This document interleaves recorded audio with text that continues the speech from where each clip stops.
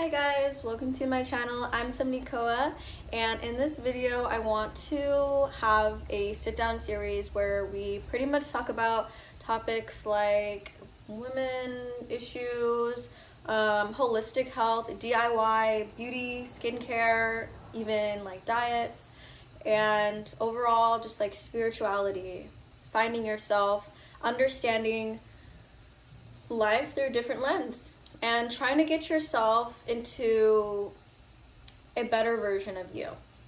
So thank you for joining me. Grab yourself some tea and let's get cozy. So for today's video, I wrote down like a little bit in my notebook. It's pretty.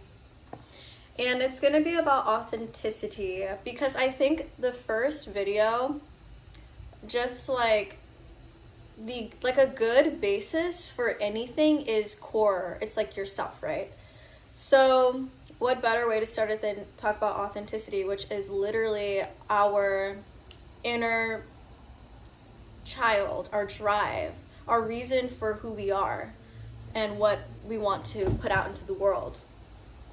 So authenticity, okay, so I think first I would talk about like what authenticity means to me, and that would be putting your true self to the world without inhibitions, without ego, and without the fear of being judged, rejected, or not receiving for being.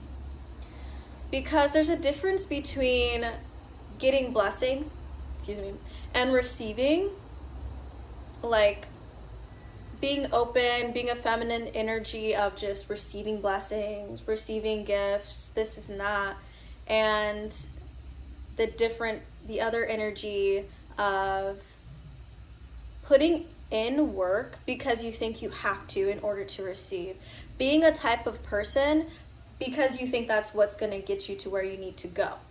So that energy is made up of limiting beliefs, ego, telling yourself or being told by other people that you have to be a certain person, do a certain thing, and be at a certain level in your life in order to receive something. Versus the other side of the coin, is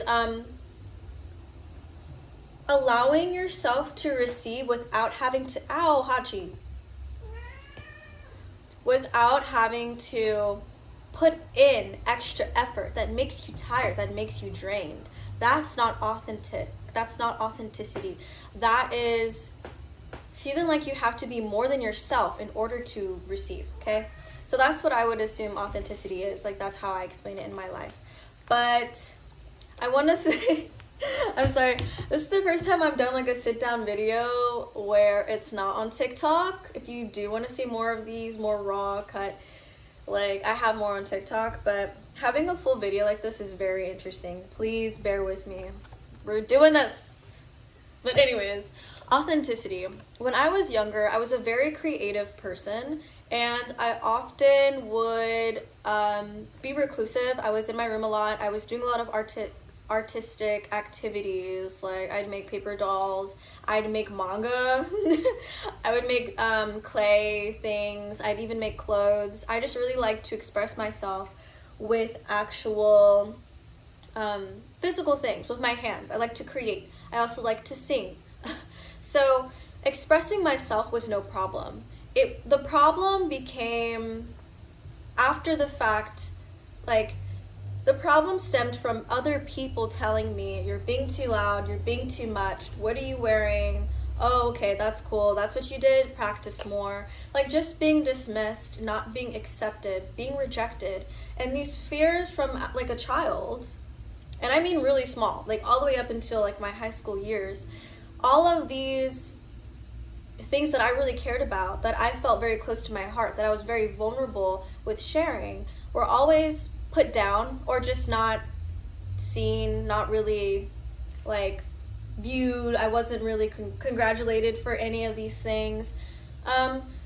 And as a child, you want the recognition from peers, from parents, from authorities like teachers. And if you don't receive that, it can be kind of tough trying to put yourself out there when you grow older.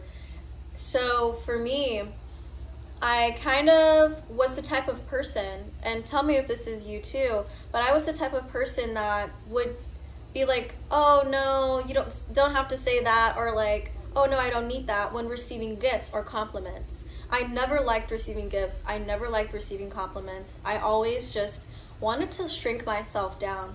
And this was the biggest roadblock to me and my authenticity, because I was so worried about how I'd be seen, how I'd be like what I'd be showing, if people would even like care to look at, in a way. I just thought that me myself was not enough.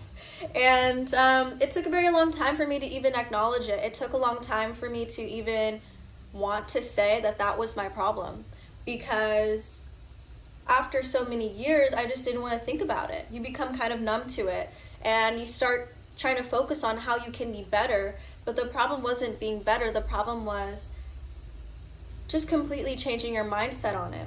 The problem was me not wanting to face the pain that was there, caused by other people, or even myself, my own like limiting beliefs, the things that I would even tell myself because of the conditioning of society or people. So authenticity is with you at birth. And when you are a child, you are like the most purest form of your authentic self, right? And I feel like the best way to get to being authentic again and feeling like your pure self is looking back at what you used to do when you were a child. It doesn't matter how old you are. What did you like to do? Some people would say, "Oh, I like to swim, I like to go outside, I like to climb trees, I like to draw, I like to sing, I like to dance." Whatever the case may be, the best thing to do when starting your authentic journey is finding those safe places that you nurtured as a child, because those are going to trigger inside of you those nostalgic, those like comforting feelings that will allow you to feel safe opening up those wounds. So for me, I started doing things that like my childhood self would really appreciate. So now I've gone back into scrapbooking. So I've got like stickers.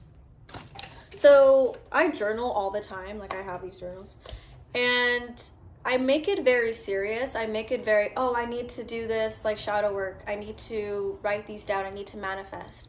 But I've been more and more trying to comfort these like masculine tendencies of wanting to control with the feminine and childlike nature of, let's just put stickers on it. Let's just, put different colors, make it less of a task and more of a creative endeavor. So that could be for someone who likes to, as a child, like to go on swings or something, or like be active.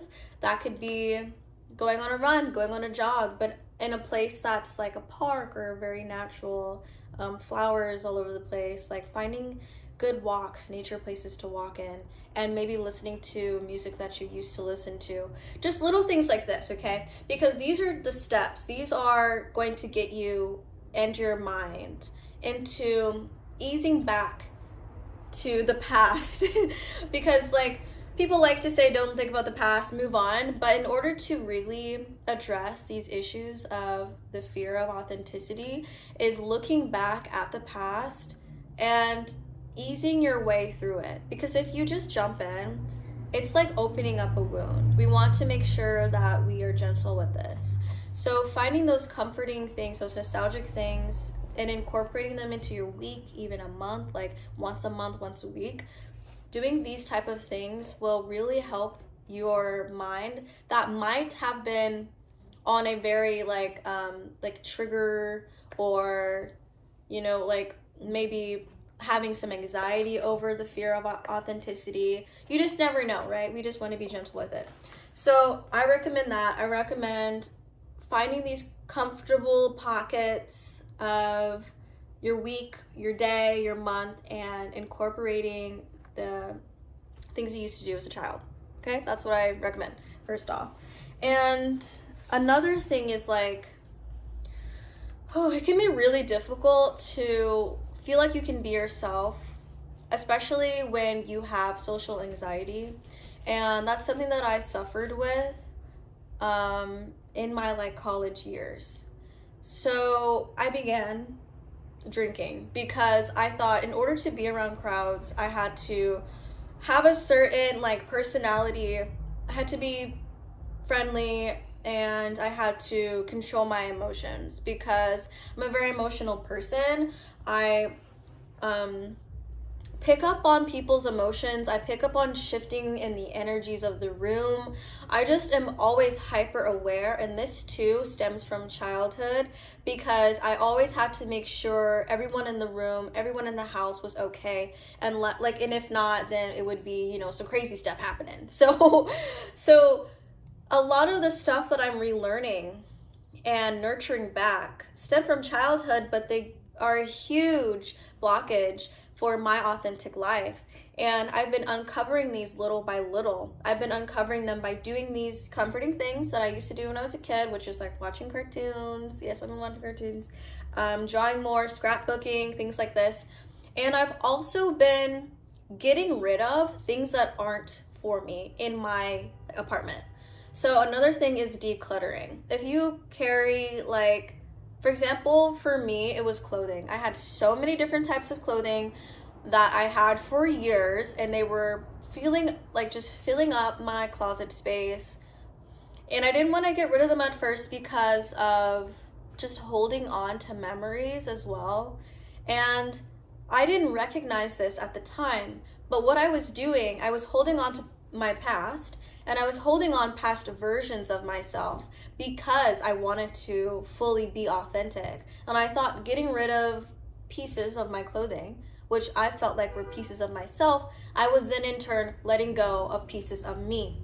But in order to fully be authentic, you have to understand that it doesn't matter what's outside of your reality or what you wear or how you talk or how you look. Your authenticity comes from you.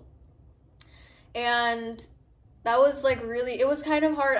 It took me a really long time to fully let go of things that I knew I was never going to wear, or let go of books I didn't need, or just like a ton of like art supplies that I just never will use.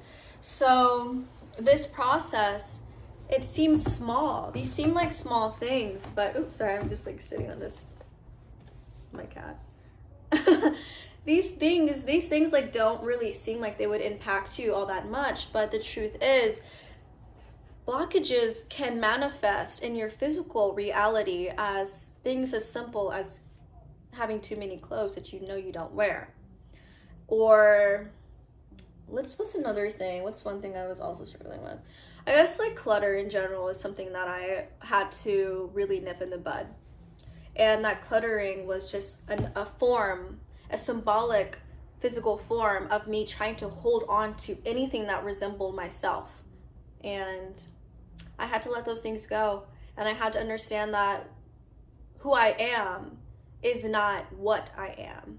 Now that who you are is not what you are, like I've heard that before, but it's so truly deep and significant because I mean, what do you like? If you had absolutely nothing and you still had yourself, could you find happiness? Could you find something to smile about? And the truth is, you would. Eventually, maybe someone would say hello, have a good day, or maybe the clouds would look pretty that day. Like you can find joy in simple things without having anything, without having nothing. So yeah, that's kind of the chat for today. I might make some more. I just wanted to try this out and see how it would go.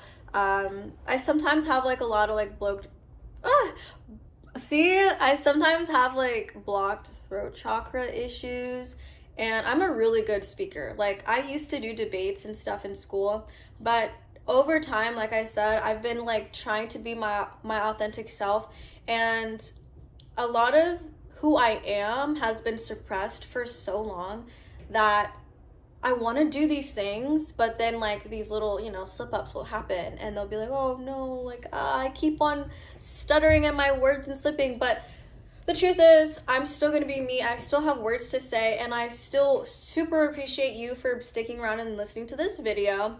And if you feel like you have any opinions on authenticity, what do you do? How are you authentic to yourself on a daily day basis? That could be literally anything. I'd really like to know. I'd love to hear what others have to say, and we can have a little conversation or discussion in the chat. So yeah, thank you. I hope that was nice and lovely to listen to. I honestly really love sharing parts of myself with the world. So yeah, peace.